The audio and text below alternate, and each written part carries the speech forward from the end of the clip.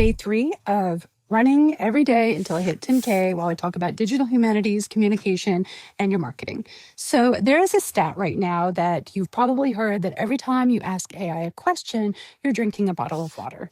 But I want to unpack that a little bit because it is a really good case study in what we talked about earlier with media panics, right? Media panics, everything is the best thing since Betty White, or it's all going to kill us all. Hank Green actually has a really great video on how this number has come to be. It actually comes from Sam Altman, ChatGPT. It only measures one question. It leaves out the training that built the model. It talks about location dependence and how much water sheds in it. But really importantly and interesting, it also talks about how much water other things are using, like corn, and how much corn we're producing and how 40% of that corn goes to oil. It's not as cut and dry as a bumper sticker stat would have us believe, right? The recyclability of water too is something that Hank Green brings up a lot. I highly recommend going and watching his video on this if you haven't. It's just not that cut and dry. So, great example of a media panic that AI, yes, it does consume water. Yes, it is an energy hog, but that doesn't mean that it is consuming all the resources.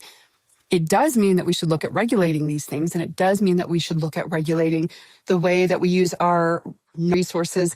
We should be looking at the way we're regulating all of these things, including the way that we are farming, the way that we are distributing our food, the way that we are doing quite a few things, not just AI. So yes, should be regulated. Yes, we should look at it. The bumper sticker stats are an example of a media panic. You should read more about it and look more carefully into it before you just jump on that panic. Okay, speaking of jumping on, we are about to get a storm here, and I need to get my intervals in before the storm hits. Because as our local weatherman says, Mr. James Spann, you have to respect the polygon. So I am going to go running.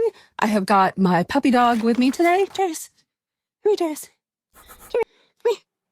This is my puppy dog, Jarvis. We are going to go for a run. I'm only going to go as far as I feel like he can handle in this heat because I love my puppy dog dearly, and we do not want to hurt him in the heat. So I will see you tomorrow, day 4.